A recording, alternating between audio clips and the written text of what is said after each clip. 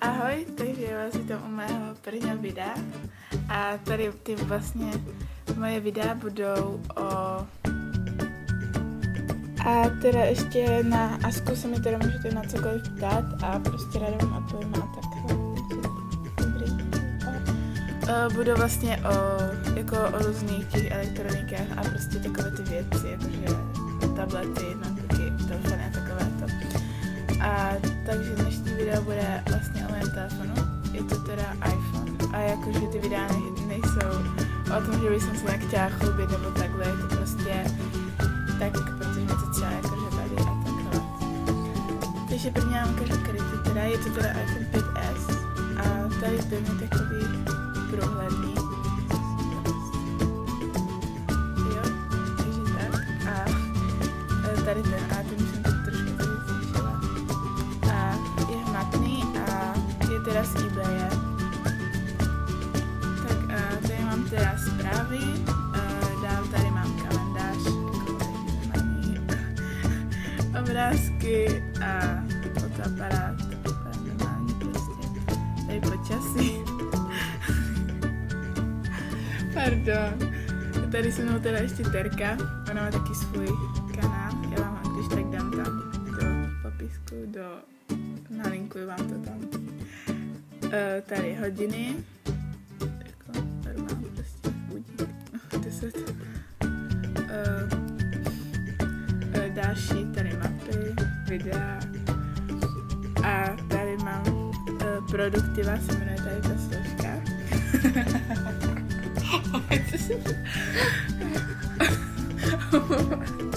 Já se teda omlouvám, je to teda produktivita, to asi nevím, či znám. A je tady teda připomínky, nemám žádné poznámky, akcie a to nepoužívám a prostě Game Center a to je extra. Nepotřebuju. Tady je App Store, to používám často, protože pořadí to prostě stahuju. Už to mě něco kočíky. No tady je nastavení. Nastavuju prostě.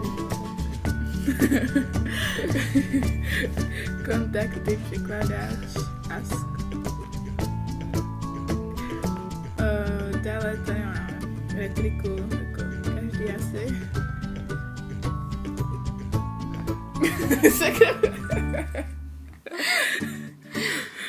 Tak tady. Ještě retrika.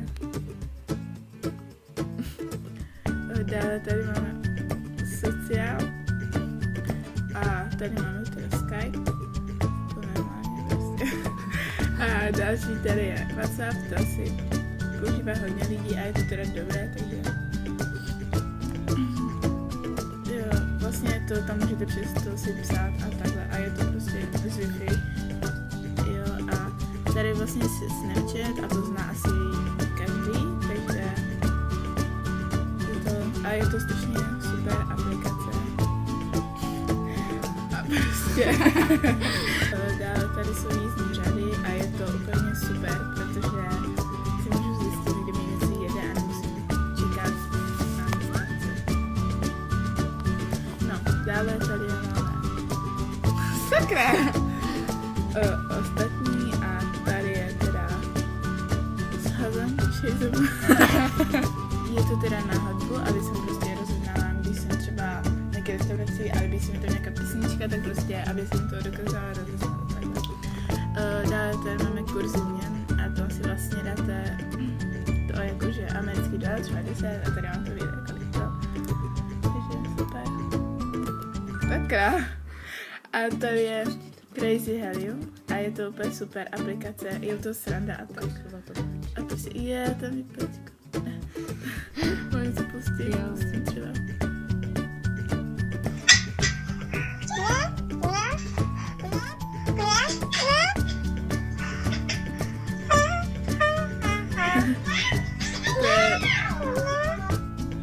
Další tady je Instagram a to vlastně používají asi všichni. Až na A další tady je teda Facebook, což používají prostě všichni. Jo, takže to nevadí, no a prostě takhle. Další tady mám editory na fotky a takhle. Takže tady je plný motiv a je to super, je to koláž prostě a je to úplně super. Další tady je fotoeditor a to je úplně klasika, normální editor, takže tady to je na nápisy a takhle vlastně na ty fotky a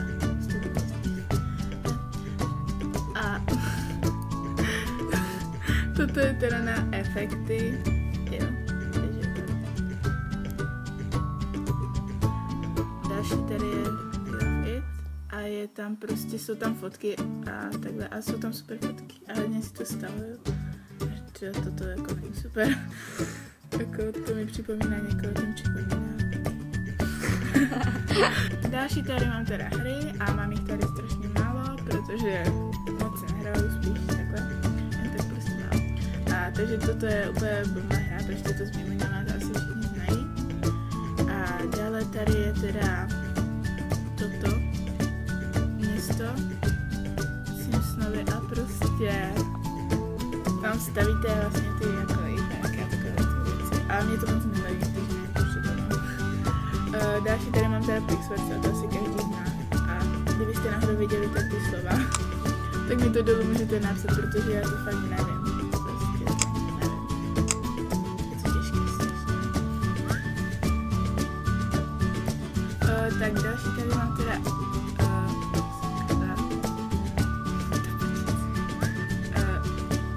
ty vole.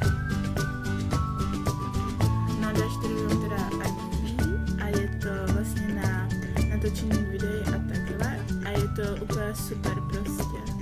Takže úplně prostě super, fakt to doporučuji na natočení videí, protože takhle. Další teda Instasize a to zná asi všichni. Pardon. A prostě takhle. Dále Messenger. Takhle. Jo, a prostě, ale tak tam a tady je teda Twitter. A prostě takhle. A Twitter